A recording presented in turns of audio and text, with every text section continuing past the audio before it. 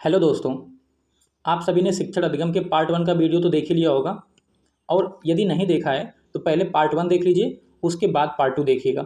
इस वीडियो में हम लोग वर्ष 2019 से लेकर 2024 तक के सभी अति लघु उत्तरीय प्रश्नों को पढ़ेंगे। तो चलिए स्टार्ट करते हैं। शिक्षण अधिगम 2019 प्रश्न 16, शिक्षण को परिभाषित कीजिए।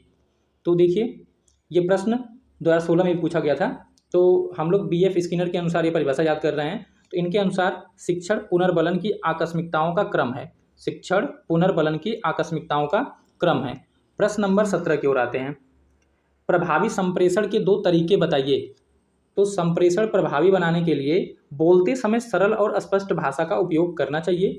विषय को संक्षिप्त और सुसंगत रखना चाहिए ताकि छात्र आसानी से समझ सकें। प्रश्न 18, किन्हीं दो शिक्षण सिद्धांतों का उल्लेख कीजिए। तो प्रेरणा का सिद्धांत, रुचि का सिद्धांत, क्रियाशीलता का सिद्धांत, नियोजन का सिद्धांत, ये सभी शिक्षण सिद्धांत हैं। प्रश्न 19, शिक्षण सूत्रों से होने वाले दो लाभ बताइए। देखिए, शिक्षण सूत्रों के उद्देश्य, महत्व, लाभ, इन सब में आप एक ही चीज़ को लिख सकते हैं। तो यहाँ पर देखिए, शिक्षण सरल और रोचक बनता है। शिक्षण सूत्रों से क्या होता है? शिक्षण सरल और रोचक बनता है। अधिगम की क्रिया व्यवस्थित और प्रभावशाली हो जाती है। प्रश्न संख्या 20, प्रकृति का अनुसरण सूत्र से आपका क्या तात्पर्य है? इस सूत्र का अर्थ है कि शिक्षा बालक की प्रकृति, रुचि और क्षमताओं के अनुसार दी जानी चाहिए ताकि उसका स्वाभाविक विकास हो सके। प्रश्न 21, प्रश्नोत्तर प्रविधि के दो लाभ बताइए। फिर से वही बात, प्रश्नोत्तर प्रविधि का लाभ पूछा जाए, उद्देश्य पूछा जाए, महत्व पूछा जाए, आप एक ही बात को लिख सकते हैं। तो ये प्रश्न भी पीछे पूछा गया है, प्रश्नोत्तर प्रविधि के उद्देश्य ऐसे करके पूछा गया है। उन्हीं स्टेटमेंट को, उन्हीं लाइनों को मैं थोड़ा सा चेंज करके लिखा हूँ यहाँ पे। देखिए, प्रश्नोत्तर प्रविधि से क्या होता है? छात्रों की रुचियों तथा योग्यताओं का पता चल जाता है। दूसरा, छात्रों का ध्यान केंद्रित हो जाता है और छात्रों के ज्ञान का मूल्यांकन किया जाता है प्रश्नोत्तर प्रविधि के सहायता से। प्रश्न नंबर 22, शिक्षण में खेल प्रविधि का महत्व बताइए। तो देखिए, खेल प्रविधि से विद्यार्थी सीखने में रुचि लेते हैं, शिक्षा आनंददायक बनती है और उनके मानसिक व सामाजिक विकास को प्रोत्साहन मिलता है। प्रश्न 23, बाल केंद्रित शिक्षण एवं शिक्षक केंद्रित शिक्षण में अंतर बताइए। तो देखिए, बाल केंद्रित शिक्षण में ध्यान विद्यार्थी की रुचि व अनुभव पर होता है, जबकि शिक्षक केंद्रित शिक्षण में शिक्षक मुख्य भूमिका निभाता है। प्रश्न 24, बहुस्तरीय शिक्षण का अर्थ स्पष्ट कीजिए। ये आप पार्ट 1 में देखेंगे, कई बार पूछा गया है। बहुस्तरीय मतलब कई स्तर के बालक या बच्चे एक साथ बैठकर शिक्षा ग्रहण करेंगे। तो जब एक ही कक्षा में विभिन्न स्तर के विद्यार्थियों को उनकी क्षमता के अनुसार शिक्षण दिया जाता है तो उसे बहुस्तरीय शिक्षण कहते हैं। प्रश्न 25, निदानात्मक एवं उपचारात्मक शिक्षण में अंतर स्पष्ट कीजिए। तो निदानात्मक शिक्षण में विद्यार्थी की कठिनाइयों का पता लगाया जाता है, जबकि उपचारात्मक शिक्षण में उन कठिनाइयों को दूर किया जाता है। प्रश्न 26, एक अच्छी प्रस्तावना के दो गुणों का उल्लेख कीजिए। तो वह विषय से संबंधित और आकर्षक होने चाहिए। दूसरा है, विद्यार्थियों में सीखने की रुचि उत्पन्न करने की गुण उसके अंदर होना चाहिए। देखिए, अगर आप पार्ट 1 देख कर आएंगे ना तो पार्ट 2 आपको समझने में बहुत ही आसानी होगी। तो एक बार जरूर, अगर आप पार्ट 1 नहीं देखे हैं तो देख कर आइए, उसके बाद पार्ट 2 देखिएगा। अब आते हैं प्रश्न संख्या 27 की ओर। काठिन्य निवारण किस विषय की पाठ्य योजना का घटक है? यह क्यों किया जाता है? देखिए, काठिन्य निवारण साहित्य या गद्य शिक्षण, किसकी? साहित्य या गद्य शिक्षण की पाठ्य योजना का भाग है, जिसमें विद्यार्थियों की विषय संबंधी कठिनाइयों को पहचान कर दूर किया जाता है। प्रश्न संख्या 28, अपेक्षित अधिगम स्तर से आप क्या समझते हैं? तो अपेक्षित अधिगम स्तर वह मानक है जिसे शिक्षक किसी पाठ या विषय के अंत में विद्यार्थियों से सीखने की अपेक्षा करता है। प्रश्न 29, शिक्षण अधिगम सामग्री के रख रखाव में क्या सावधानियां रखनी चाहिए? तो देखिएगा, इसका उत्तर, शिक्षण अधिगम सामग्री के रखरखाव में निम्न सावधानियां रखनी चाहिए। सामग्री को प्रयोग के बाद सुरक्षित स्थान पर व्यवस्थित रूप से रखा जाए। दूसरा है, उसे साफ सुथरा और धूल मिट्टी से मुक्त रखा जाए ताकि वह लंबे समय तक उपयोगी बनी रहे। प्रश्न 30, गणित कीट के किन्हीं, यहाँ पर होगा किन्हीं, गणित कीट के किन्हीं दो उपकरणों के नाम बताइए। तो देखिए, अबेकस, ज्यामिति बॉक्स या ज्यामिति मॉडल, और तीसरा है डोमिनोज। ये MCQ में भी पूछा गया था, डोमिनोज किसका उपकरण है? शिक्षण अधिगम सामग्री है तो ये गणित का है। तो ये 3 आप लिख सकते हैं। अब आते हैं हम लोग शिक्षण अधिगम 2022 की ओर। प्रश्न संख्या 16, संप्रेषण की एक परिभाषा लिखिए। तो संप्रेषण एक ऐसी प्रक्रिया है जिसमें व्यक्ति अपने ज्ञान, हाव भाव, मुख मुद्रा तथा विचारों आदि का परस्पर आदान प्रदान करते हैं। प्रश्न 17, संप्रेषण के प्रमुख घटक कौन कौन से हैं? तो संप्रेषण के प्रमुख घटक हैं प्रेषक, संदेश, माध्यम, प्राप्तकर्ता और प्रतिपुष्टि। प्रश्न संख्या 18, शिक्षण में अभिप्रेरणा के सिद्धांतों का क्या अभिप्राय है? तो अभिप्रेरणा के सिद्धांत से आशय है कि प्रेरणा का संचार होने पर बालक शीघ्र ही पाठ को सीखने का प्रयास करते हैं। इस सिद्धांत का प्रयोग बालकों में पाठ के प्रति रुचि उत्पन्न करने के लिए किया जाता है। प्रश्न 19, शिक्षण के किन्हीं दो सूत्रों को लिखिए। तो ज्ञात से अज्ञात की ओर, सरल से जटिल की ओर, और मूर्त से अमूर्त की ओर, उदाहरण से नियम की ओर, ये सभी शिक्षण सूत्र हैं। प्रश्न 20, प्रशिक्षण से क्या अभिप्राय है? तो प्रशिक्षण से तात्पर्य ऐसी क्रियाविधि से है जिसके द्वारा व्यक्ति में किसी विशेष कार्य को कुशलतापूर्वक करने की क्षमता विकसित की जाती है। प्रश्न 21, पुनर्बलन कितने प्रकार का होता है? तो देखिए, पुनर्बलन दो प्रकार का होता है, सकारात्मक पुनर्बलन और नकारात्मक पुनर्बलन। सकारात्मक और नकारात्मक पुनर्बलन। प्रश्न संख्या 22, अपेक्षित अधिगम शब्द का शाब्दिक अर्थ बताइए। यहाँ पर शाब्दिक अर्थ बताना है। तो देखिए, अपेक्षित अधिगम स्तर जो है ये इसकी रचना 3 शब्दों से हुई है। इसमें अपेक्षित का मतलब होता है उम्मीद करना या आशा करना, और अधिगम का होता है सीखना या ज्ञान ग्रहण करना, और स्तर का होता है उपलब्धि की सीमा। आप इस तीनों शब्दों के अर्थ अच्छे प्रकार से याद करिएगा और इनको लिखिएगा। अब आते हैं प्रश्न संख्या 23 की ओर। बाल केंद्रित शिक्षण की कोई 2 विशेषताएं बताइए। तो शिक्षण बालक की रुचि, क्षमता और आवश्यकता पर आधारित होता है। दूसरा है बालक को सक्रिय भागीदारी का अवसर दिया जाता है। यह बाल केंद्रित शिक्षण की 2 विशेषताएं हैं। प्रश्न संख्या 24 की ओर आते हैं। खेल पर आधारित 2 शिक्षण विधियों के नाम लिखिए। तो किंडरगार्टन विधि और मॉन्टेसरी विधि, ये 2 खेल पर आधारित शिक्षण विधियां हैं। प्रश्न 25, पर्यटन विधि का प्रयोग किन विषयों के शिक्षण हेतु लाभप्रद है? तो यह है पर्यावरण अध्ययन, इतिहास और भूगोल जैसे विषयों के शिक्षण में लाभप्रद होता है। प्रश्न 26, प्रयोग प्रदर्शन विधि सर्वाधिक किस विषय में उपयोगी है? तो यह विज्ञान विषय में उपयोगी है, क्योंकि इसमें प्रयोगों को देखकर समझा जा सकता है। प्रश्न 27, सूक्ष्म शिक्षण को परिभाषित कीजिए। देखिए, सूक्ष्म शिक्षण को परिभाषित कीजिए। ये परिभाषा इससे पहले भी पूछी जा चुकी है। अब देखते हैं एलन के अनुसार, क्योंकि सूक्ष्म शिक्षण के जन्मदाता एलन ही माने जाते हैं, तो इनके अनुसार हम लोग परिभाषा याद करेंगे। सूक्ष्म शिक्षण से अभिप्राय शिक्षण प्रक्रिया के उस सरलीकृत लघु रूप से है जिसे थोड़े छात्रों वाली कक्षा के सामने अल्प समय में संपन्न किया जाता है। प्रश्न 28, शिक्षण कौशल की एक परिभाषा दीजिए। तो शिक्षण कौशल वह विशिष्ट व्यवहार है जिसे शिक्षक अपने शिक्षण को प्रभावी बनाने हेतु योजनाबद्ध रूप से प्रयोग करता है।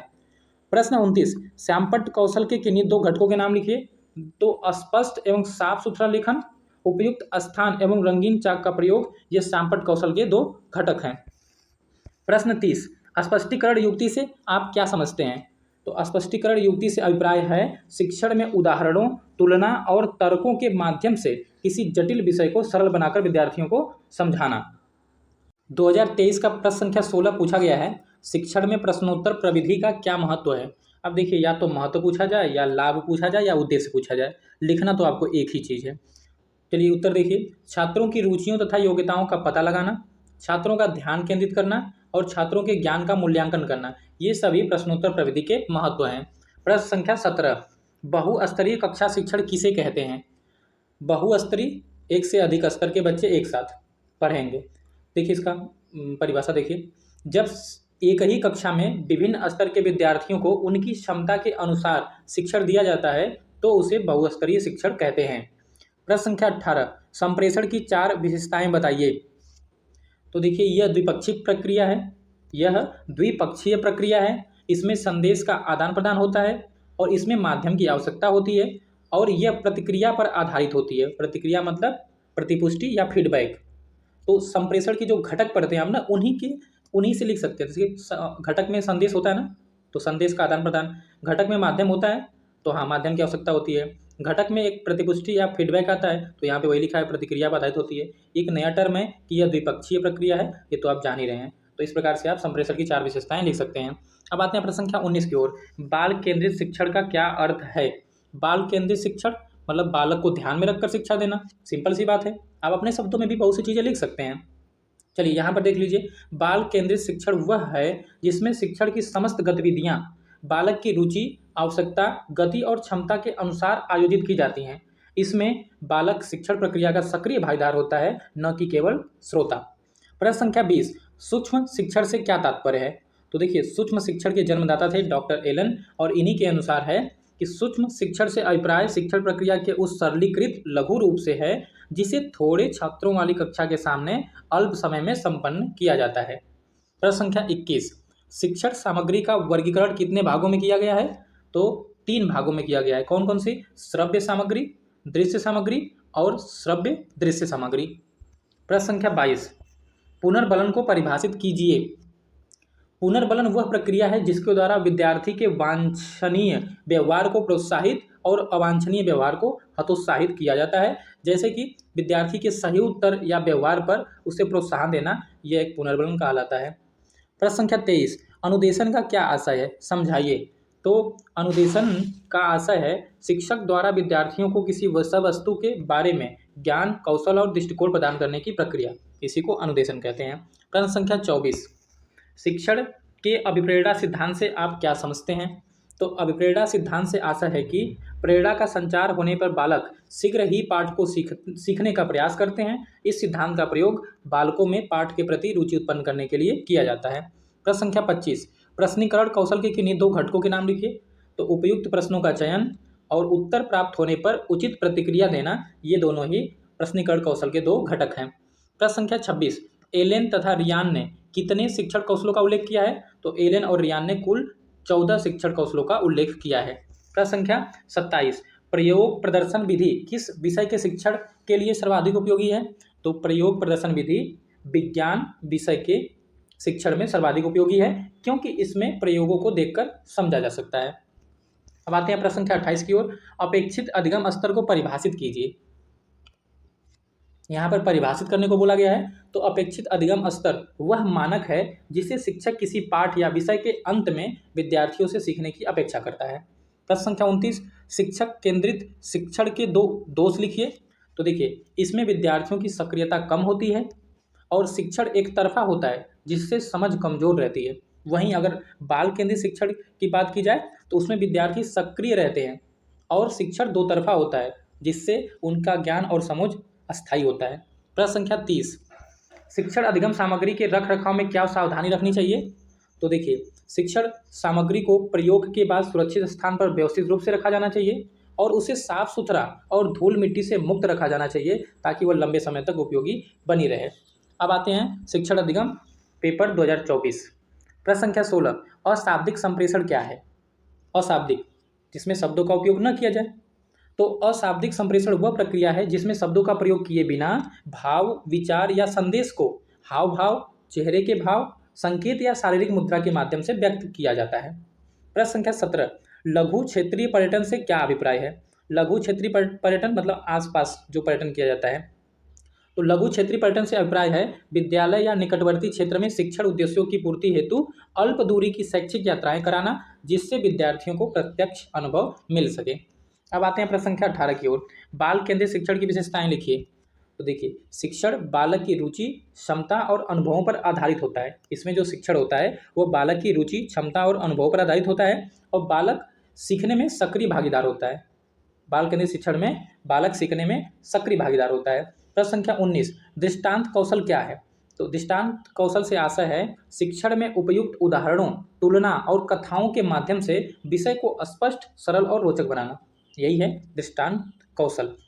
प्रश्न संख्या 20, श्यामपट्ट कौशल के घटकों का नाम लिखिए। तो स्पष्ट और सुंदर लेखन, उपयुक्त स्थान और चाक का प्रयोग, ये सब क्या है? श्यामपट्ट कौशल के घटक हैं। प्रश्न संख्या 21 में आ जाते हैं। अपेक्षित अधिगम स्तर का शाब्दिक अर्थ बताइए। यहाँ पर शाब्दिक अर्थ बताना है। तो देखिए, अपेक्षित अधिगम स्तर की रचना 3 शब्दों से हुई है, अपेक्षित, अधिगम और स्तर। अपेक्षित का मतलब है उम्मीद करना या आशा करना, अधिगम का मतलब होता है सीखना या ज्ञान ग्रहण करना और स्तर का मतलब होता है उपलब्धि की सीमा। तो अब आते हैं प्रश्न संख्या 22 की ओर। मिनी टूल किट के प्रमुख उपकरण बताइए। तो मिनी टूल किट के प्रमुख उपकरण हैं कैंची, tape, scale, chart, pin, marker और गोंद, जिनका उपयोग शिक्षण सामग्री के निर्माण में होता है। अब प्रश्न संख्या 23, पुनर्बलन कितने प्रकार का होता है? पुनर्बलन 2 प्रकार का होता है, सकारात्मक पुनर्बलन और नकारात्मक पुनर्बलन। प्रश्न संख्या 25, क्रियात्मक परक शिक्षण किस सिद्धांत पर आधारित है? तो क्रियात्मक परक शिक्षण करके सीखने, लर्निंग बाय डूइंग के सिद्धांत पर आधारित है, जिसमें विद्यार्थियों को अनुभवात्मक कार्यों द्वारा ज्ञान अर्जित करने का अवसर दिया जाता है। प्रश्न संख्या 24, फ्रॉबेल के अनुसार शिक्षण सूत्र क्या है? तो फ्राबिल के अनुसार शिक्षण का उद्देश्य है अधिक से अधिक पाना, न कि अधिक से अधिक खोना। शिक्षण सूत्र बच्चों को अधिक से अधिक ग्रहण करने योग्य बनाते हैं। फिर से देखिएगा, फ्राबिल के अनुसार शिक्षण का उद्देश्य है अधिक से अधिक पाना, न कि अधिक से अधिक खोना। शिक्षण सूत्र बच्चों को अधिक से अधिक ग्रहण करने योग्य बनाते हैं। अब आते हैं प्रश्न संख्या 26 की ओर। किन्हीं दो नवीन शिक्षण विधियों के नाम बताइए। तो देखिए, यहाँ पर जितनी भी विधियाँ लिखी गई हैं ये सब नवीन शिक्षण विधियाँ के अंतर्गत आती हैं। आप इसमें से कोई भी दो लिख सकते हैं, जैसे बाल केंद्रित शिक्षण, गतिविधि आधारित शिक्षण, सहभागी शिक्षण, दक्षता आधारित शिक्षण, उपचारात्मक शिक्षण, बहुकक्षा और बहुस्तरीय शिक्षण। ये सभी शिक्षा के नवीन विधियाँ हैं। प्रश्न संख्या 27, शिक्षण अधिगम सामग्री के निर्माण में क्या सावधानियां रखनी चाहिए। तो सामग्री सरल, उद्देश्यपरक, आकर्षक और शिक्षार्थी की आयु और स्तर के अनुरूप होनी चाहिए तथा उपयोग के बाद सुरक्षित रखी जानी चाहिए। इसमें आप एक चीज़ और लिख सकते हैं कि उसकी लागत कम होनी चाहिए और वह प्राकृतिक चीज़ों से निर्मित होनी चाहिए। ये सब चीज़ें भी आप लिख सकते हैं। अब आते हैं प्रश्न संख्या 28 की ओर। सूक्ष्म शिक्षण की परिभाषा लिखिए। देखिए, ये भी कई बार प्रश्न पूछा जा चुका है। तो एलन के अनुसार सूक्ष्म शिक्षण से अभिप्राय शिक्षण प्रक्रिया के उस सरलीकृत लघु रूप से है जिसे थोड़े छात्रों वाली कक्षा के सामने अल्प समय में संपन्न किया जाता है। प्रश्न संख्या 29, शैक्षिक उद्देश्यों को प्रमुखतः किन तीन पक्षों में बांटा जाता है। तो देखिए, शैक्षिक उद्देश्यों को निम्न तीन पक्षों में बांटा जाता है। इसको ब्लूम ने बांटा था 1956 में। तो शैक्षिक उद्देश्य कौन कौन से हैं? तीन, संज्ञानात्मक पक्ष, भावात्मक पक्ष और क्रियात्मक या कौशलात्मक पक्ष। संज्ञानात्मक पक्ष, भावात्मक पक्ष और तीसरा है क्रियात्मक या कौशलात्मक पक्ष। प्रश्न संख्या 30 है, न्यूनतम अधिगम स्तर की आवश्यकता के लिए जिम्मेदार किन्हीं दो कारणों का उल्लेख कीजिए। तो पहला है सभी विद्यार्थियों में समान अधिगम स्तर न होना, जिसकी वजह से कुछ छात्र अपेक्षित स्तर तक नहीं पहुंच पाते हैं। दूसरा है शिक्षा की गुणवत्ता को बनाए रखने एवं मूल्यांकन के लिए इन वजहों से न्यूनतम अधिगम स्तर की आवश्यकता होती है। न्यूनतम अधिगम स्तर इसलिए भी आवश्यक है ताकि प्रत्येक विद्यार्थी को मूलभूत ज्ञान, कौशल और समझ अवश्य प्राप्त हो सके। तो दोस्तों, ये रहे आपके पार्ट 1 और पार्ट 2 दोनों को मिलाकर वर्ष 2015 से लेकर 2024 तक के शिक्षण अधिगम के सभी अति लघु उत्तरीय प्रश्न। मिलते हैं अगले वीडियो में, तब तक के लिए टाटा बाय, नमस्कार।